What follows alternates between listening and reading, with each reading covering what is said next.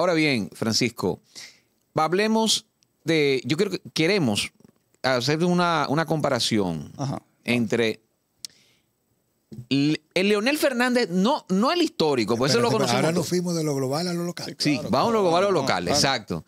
Porque todo está relacionado. Óyeme, yo quiero que tú me hables, haga una comparativa entre los tres líderes más importantes que tiene República Dominicana, porque hay que decirlo así, aún venido a menos es de importante Danilo Medina. Porque vemos puntos en común, pero quiero que tú lo describas, entre Danilo Medina y Luis Abinader. Pero también quiero que tú me hables de ese Leonel Fernández de hoy, no el de antes, a ver si tiene algún tipo de diferencia. Es interesante. Bueno, si nos vamos con las luces y sombras de cada uno y los puntos de coincidencia.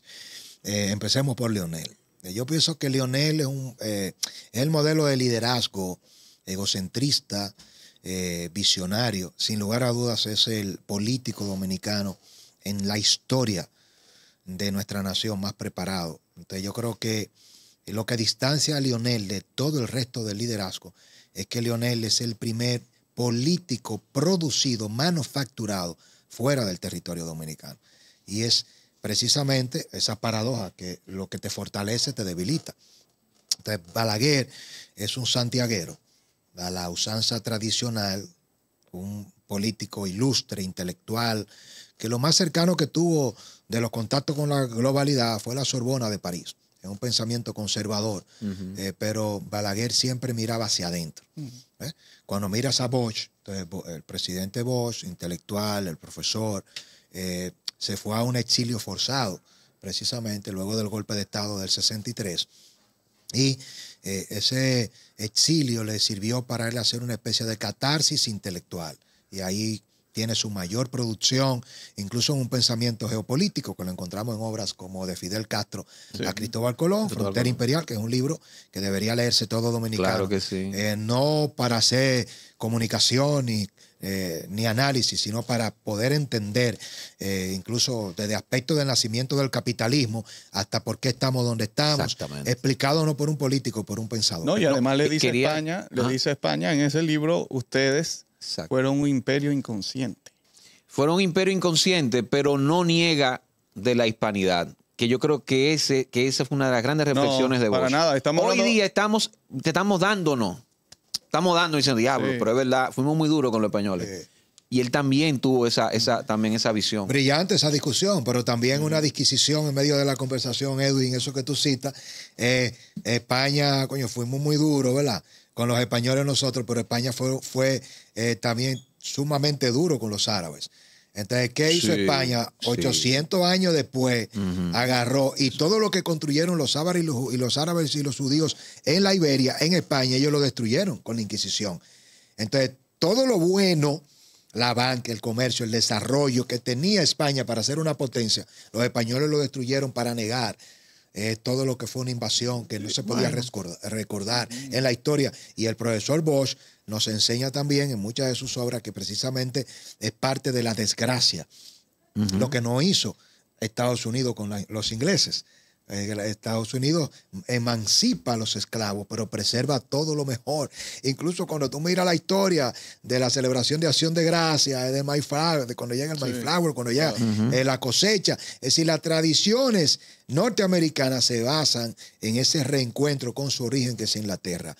Pero venimos aquí a Leonel. Entonces, yo creo que lo que distancia a Leonel de Balaguer, de Bosch, de Peña Gómez, para involucrar un poco el concepto y ampliarlo, es que es un presidente que se forma fuera del marco de pensamiento local, y Leonel hubiese sido un extraordinario presidente de Francia, de Alemania, e incluso hasta de Estados Unidos, menos de un país bananero. La desgracia de Leonel es que él solo puede ser presidente de un país que no lo merece. Es un formato evolucionado de Bosch. Es decir, yo tengo el convencimiento de que cuando le den el golpe de Estado a Juan Bosch, él se crea él mismo un nivel de convencimiento que él dice, los dominicanos no me merecen. Y él mismo apuesta a no llegar a ser más presidente del país. Y por eso Bosch incluso se termina alineando con Balaguer. Protege a Balaguer, a quien admiraba profundamente, y no se identifica con ninguna causa. Y termina sufriendo bastante el pesar de saber que su nivel de progresismo de visión, no estaba a la altura de República Dominicana. Eso lo vimos precisamente en su primer gobierno. Sí, totalmente. Por eso tomó todas las medidas y a partir de allí vemos entonces cómo Lionel, que entiende todo eso, dice, bueno, yo quiero ser una versión del pensamiento bochista, pero con el pragmatismo balaguerista. Pero ¿a dónde lleva esto a Lionel? A una incapacidad de poder gobernar un país de la maña. Y entonces para eso él se apoya en su alter ego criollo. Entonces lo que hace Lionel es que hace equipo con Danilo. Esto es para que podamos entender. Entonces, el constructor, el maestro, el hacedor, esas dos manos y pies de Lionel es Danilo. Entonces, Danilo se convierte en el hombre que le descodifica a Lionel cómo gobernar. Su conexión a tierra. No hay un Lionel sin Danilo. Porque su conexión a tierra, pero su ejecución, el gabinete de Lionel del 96, quien lo conforme es Danilo. Lionel llega al poder porque Danilo con Miguel Coco se sientan a negociar y convencen a Balaguer de hacer un acto y de apoyar a Lionel para cerrarle el camino malo a Peña Gómez. Ese camino malo está cerrado definitivamente para la oscuridad. Ese discurso de Balaguer es un plan maestro que diseña el balaguerismo que estaba ya en la semilla que comenzaba a germinar en un proyecto de continuación del poder en Danilo. Porque Danilo, de quien primero fue empleado en la historia, hay que conocer esos detalles que no se escriben, la historia no escrita. El primer puesto público de Danilo, quien se lo da, ¿ustedes saben quién es? Es Balaguer.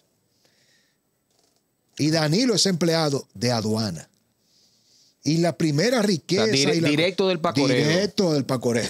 Y por eso su vínculo con Miguel Coco, director histórico influyente de las aduanas danilistas, pero con Lionel.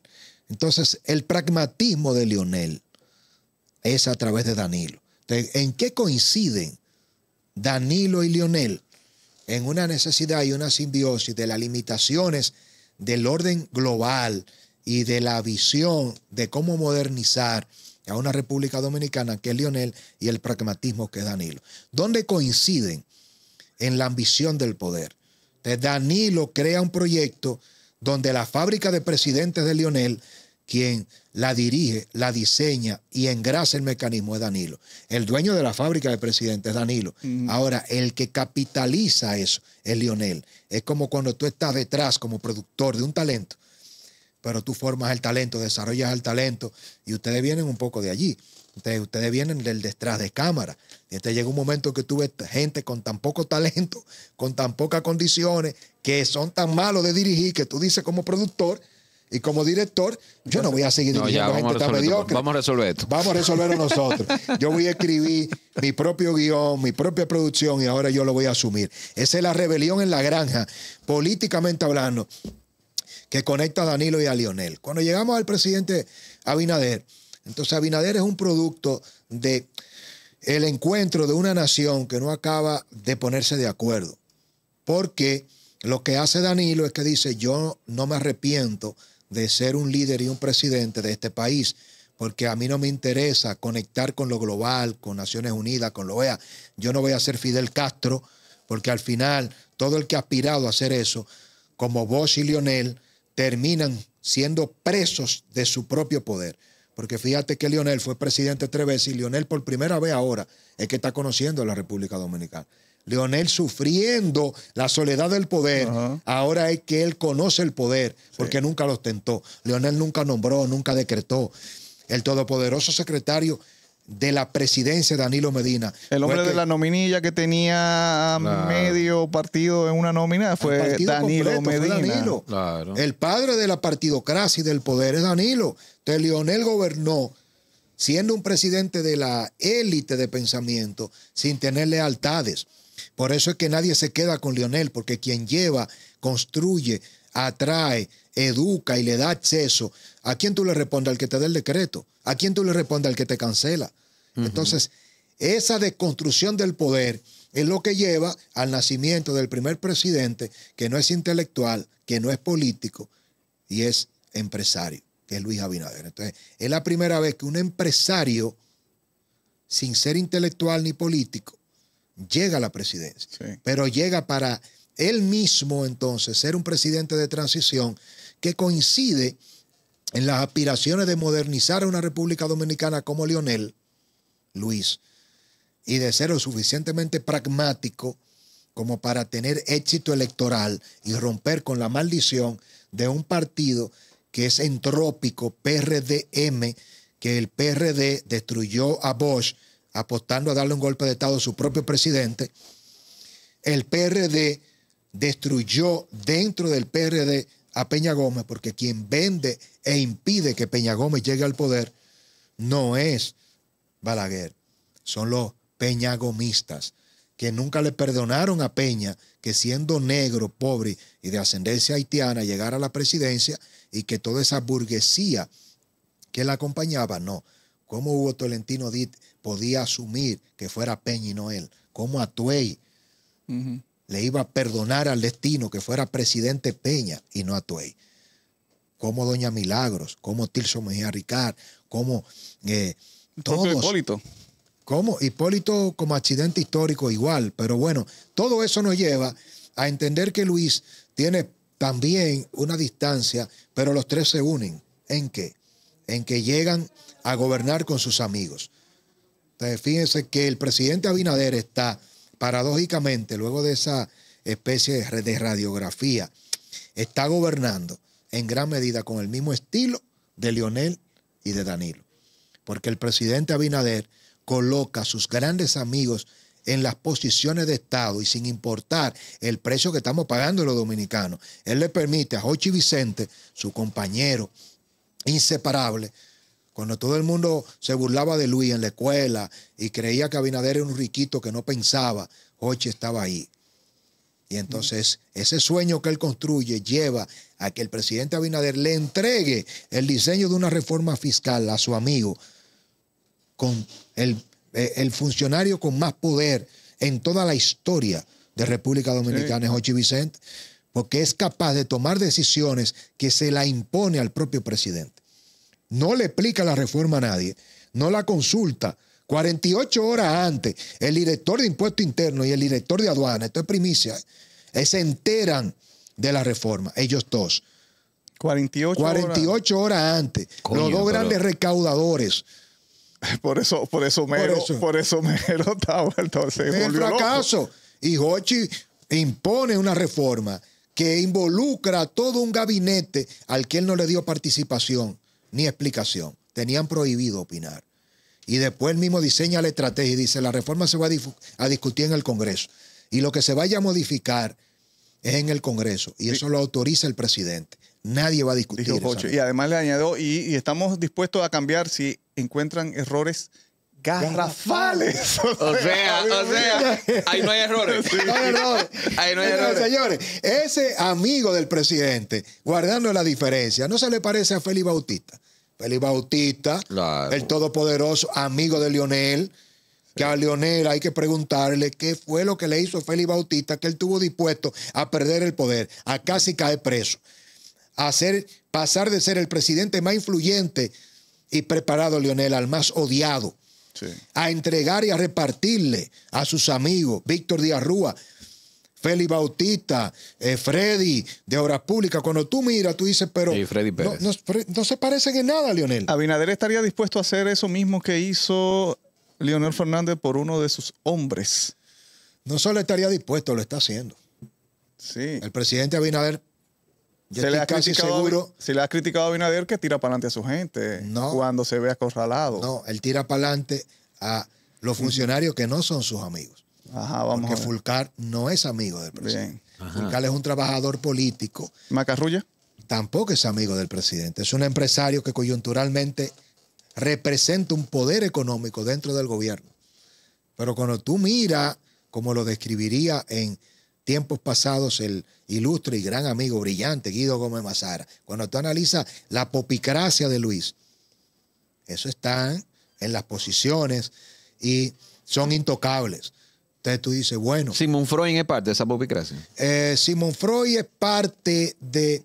la partidocracia que le da legitimidad al presidente Abinader. Porque fíjate que Simón viene, al igual que Orlandito, Jorge Mera, Dios lo tenga en la gloria, el pasado ministro de Medio Ambiente, al igual que Yayo San Lobatón. Entonces, Yayo, Simón, Orlando, Jorge Mera, es la escuela de pensamiento formada en el peñagomismo, pero que se mantiene fuera ellos no bajan al pueblo, a la gleba, sino son los muchachos del bandereo, son la vanguardia de pensamiento del PRD, son los nuevos Atuey, los Hugo Tolentino Díaz, son los muchachos emergentes que conocen el tigueraje del PRDM, que piensan, que articulan, pero que no necesariamente tienen el poder. Por eso ninguno está en Palacio. Bien, Carlos Bonilla. Bonilla es un amigo del presidente. Yo creo que Bonilla forma parte de los amigos del presidente, que evidentemente el presidente quiere, cree y muere con ellos. Entonces nos vamos a la coincidencia. Entonces Luis, al igual que Danilo y Lionel, gobierna con sus amigos, muere con sus amigos y ponen por encima del país a sus amigos, sin importar qué decidan.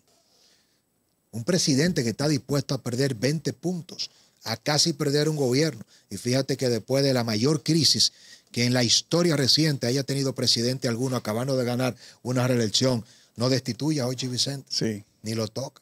Hochi Vicente tiene un acuerdo con el presidente Abinader.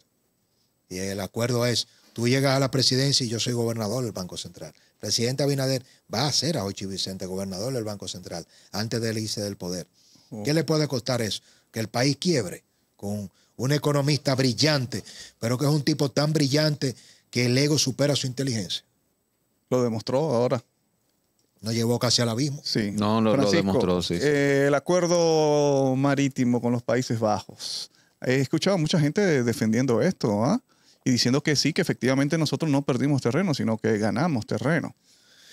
Mira, el tema de la equidistancia y de cambiar esos preceptos, yo no soy muy dado a la teoría de conspiración. Yo cuestioné ese acuerdo en un momento determinado, lo enfrenté y lo denuncié. Como ustedes saben, en el Demócrata trabajamos mucho el tema haitiano, el tema nacionalista. Tenemos una plataforma más allá de la curva que quizás es la única plataforma especializada en temas nacionales de Haití, de la frontera, donde todos los días, durante 5 años, de lunes a lunes, analizamos ese tema. No importa, a veces no hay contenido y tenemos que investigar temas para poder hacer ese programa. Y yo, que soy un nacionalista, un defensor del país y de nuestros intereses, cuestioné con Amílcar, incluso un experto, el licenciado náutico, lo llevé al Demócrata TV, y después que escuché al canciller, entendí que la relevancia que le hemos dado a ese acuerdo no es tal. Aquí todo se politiza. Yo no creo en que Leonel tenga fuerza moral para salir a defender nada de la agenda nacional. Es brillante y puede ser presidente en el 28, pero lo que Leonel demostró, no en un año, en 12 años de gobierno, en su práctica, en su accionar, es lo que nos dice que su partido, que es la fuerza del pueblo, lo que menos es del pueblo. Eso es de Leonel. Entonces, yo no compro la defensa ni ningún tipo de discurso de Leonel. Cuando yo veo que lo asume Leonel, yo digo, bueno, obliga, que es lo positivo, a que el canciller Roberto Álvarez, que es mudo casi con todos los temas, tenga que salir a explicar el acuerdo. Y dentro del acuerdo hay unos puntos de equidistancia donde documentado, ya después que yo lo estudio, me doy cuenta efectivamente que el país ganó el equivalente a 35 kilómetros lineales. Como se mide en milla náutica, de cuando tú lo llevas a kilómetros lineales ya de mar, ganamos esto. Y le cedimos a Holanda una proporción que no es que la perdió República Dominicana, sino que cambian los puntos de encuentro. Eso, en términos de la trascendencia de la frontera marítima, no tiene relevancia para República Dominicana. Obviamente, si es como lo denuncia Leonel y la fuerza del pueblo, e inicialmente yo lo compré, es gravísimo. Ahora, el Tribunal Constitucional conoció los referentes del acuerdo, lo aprobó y yo estoy convencido que ese tipo de acuerdo ¿Qué es lo que hacen de cara al interés geopolítico de República Dominicana? Que nos pone sobre la mesa la necesidad de crear una conciencia geopolítica del territorio marítimo que nosotros no explotamos. Y lo grave de esto es, señores, que nosotros no tenemos ni siquiera flota pesquera. Es que los dominicanos somos de los per cápita en el planeta, de los ciudadanos del mundo que no sabemos nadar. Es que no tengamos una piscina, una pileta municipal. Yo no sé cuántos dominicanos nos dan natación. Es un lujo, eso es para rico, nadar es para rico. Es una isla. Este es de las pocas naciones que es una isla donde nadar es un deporte de élite. No, y comer marisco es un lujo. Pero ya ahí vamos. Es decir, donde usted tiene que producir pollo y reses, donde la finca más grande que puede tener República Dominicana es el mar. Y no nos debe costar. ¿Cuál es el abono que hay que echarle a un pez? Su alimento está en el mar, en la cadena alimenticia. ¿Y cuántos dominicanos podemos comer carite, lambí, dorado, chillo, langosta, cangrejo? Eso es de rico. Entonces nosotros tenemos un problema grave. Yo creo que este acuerdo, evidentemente, con Países Bajos y Holanda, no representa una amenaza para nosotros. Estoy convencido de que también es un tema de debilidad de la diplomacia dominicana. El canciller Roberto Álvarez tiene un problema grave. Es un canciller que parece que tiene su centro de operación en Washington. Es un lobista, dueño de restaurantes. Hay gente que no sabe que la gran profesión del canciller dominicano Roberto Álvarez es codearse con la oligarquía estadounidense más fuerte, dicho sea de paso, republicana, en Washington, sirviéndole manjares en sus restaurantes, y es un hombre sumamente rico que el presidente convierte en canciller con una gran capacidad, pero que a Roberto Álvarez le importa un coño lo que pensamos los dominicanos. ¿Por qué ese acuerdo no se explicó? ¿Por qué ese acuerdo no se comunicó? ¿Por qué si no es lesivo, si no amenaza a la República Dominicana, usted tiene que hacerlo secreto?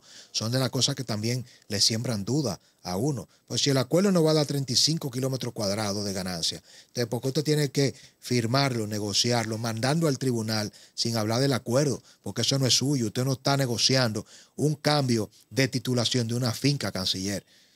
El país no es de su propiedad, ustedes son funcionarios públicos. Ustedes están obligados a comunicarlo todo, no es si usted quiere. Usted está obligado a asumir una razón de Estado y a consultarle también a los dominicanos, al pueblo y a los representantes si estamos de acuerdo con cambiar las reglas de juego en ese acuerdo o no. Usted y el presidente Luis Abinader no pueden decidir.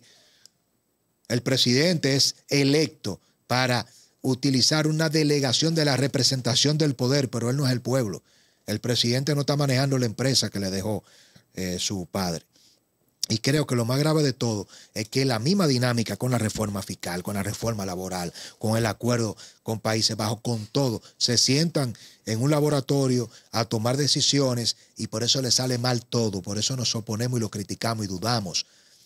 Cuando ustedes aprendan a que tienen que hablarle al país y decir y crear los consensos, pero no es con sus socios empresariales y con los amigos del presidente de Santiago. Mientras el presidente Luis Abinader siga gobernando con una élite y le sigan diciendo, presidente, hágalo, que lo apoyamos, entonces usted sabe que nos va a tener de frente.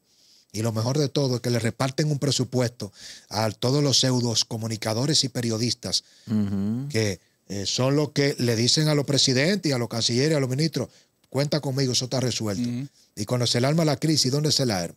Aquí en el ecosistema digital, donde no tienen control. Sí. Exactamente. Francisco, aprovechando tu interés y tu dedicación al tema haitiano, ¿qué es lo que pasa con la gente? No está creyendo las 10.000 deportaciones por semanas que el presidente de la República dice que está haciendo con los haitianos ilegales. ¿Por qué no lo está creyendo? Yo no lo creo. Yo creo que sí. ¿Tú crees que sí? Yo creo Van que 60.000, dice Faride, sí, en 38 Casi días. 61.000. El problema, este es un tema que te lo voy a analizar muy en corto. Ajá. Yo creo, y puede sacar más, el problema no es cuánto sacan, es cuánto entran. Entonces, el problema son las mafias. El tema es contar a los haitianos. República Dominicana es la única nación que le tiene miedo a contar cuántos extranjeros ilegales tiene en República Dominicana. ¿Ustedes saben por qué fracasó el censo? Ajá. El último censo que impulsó el gobierno del presidente Luis Abinader. Porque quienes diseñaron y dirigieron y ejecutaron el censo son pro haitianos. Y dentro del mismo censo, un censo de población y vivienda, donde el mismo gobierno que ejecuta y diseña el censo no pregunta de qué nacionalidad usted es. Usted sabe lo más cercano que llegó el censo, Edwin y Maracayo, y los seguidores de la Quinta Pata. Óigame qué locura. A preguntarle a quién censaba, ¿cómo usted se percibe? ¿Caucásico, asiático, caribeño? ¿Ustedes sabían eso? Esa pregunta, sí. Sí. Esa pregunta, sí, trascendió. Esa era la pregunta más cercana para no violar el derecho a la intimidad de la nacionalidad. Pero ven acá. Uy, Dios. Pero ¿cómo tú vas a contar a los dominicanos si tú no le preguntas de qué nacionalidad usted es? Esa es la primera. Es una pregunta obligatoria, básica. ¿Cuál es su edad?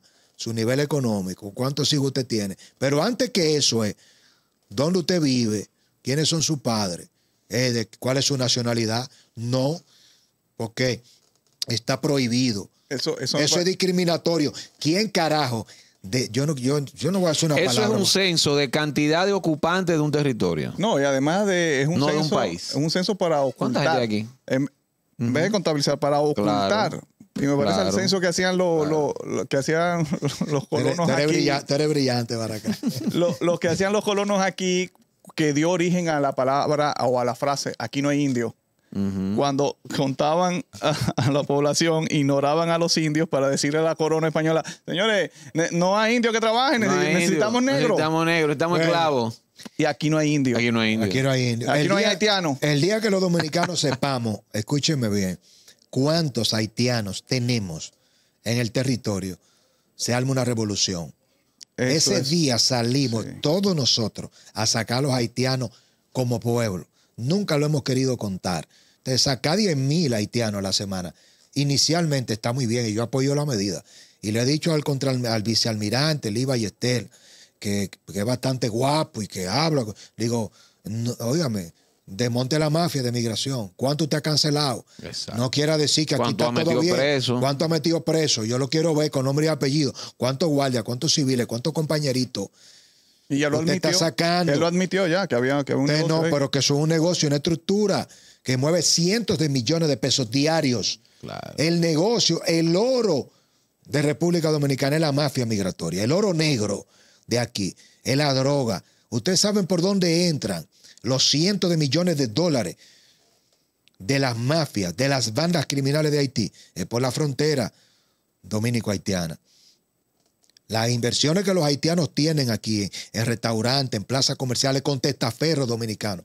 Esa mafia es tan poderosa que la mayoría de los empresarios dominicanos, dueños de restaurantes, de hoteles, de discotecas, de bares, de casinos, que usted dice, pero ¿y quién es fulano? ¿Y dónde sacó ese dinero? No es dominicano. Aquí hay una gran cantidad de empresarios dominicanos que son testaferros de esas bandas criminales haitianas que están operando aquí. Y ese dinero se está moviendo aquí, como se mueve el dinero del narcotráfico, del crimen organizado.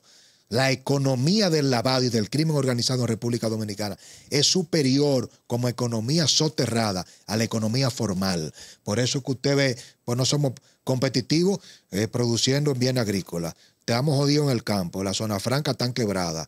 Vivimos de las vacaciones, de las remesas. Tenemos que esperar que otros trabajen 9 meses para que vengan a vacacionar 3. Ese es el turismo. Después que usted se cansa de producir en otros países, usted viene de vacaciones aquí. Y lo que nos deja, entonces, que es importante, esas migajas del turismo. Eso va a explicar. Usted sabe, los 50 pesos, como dicen los muchachos en Jarabacoa, los $50, te manejan 50 pesos, 100 pesos.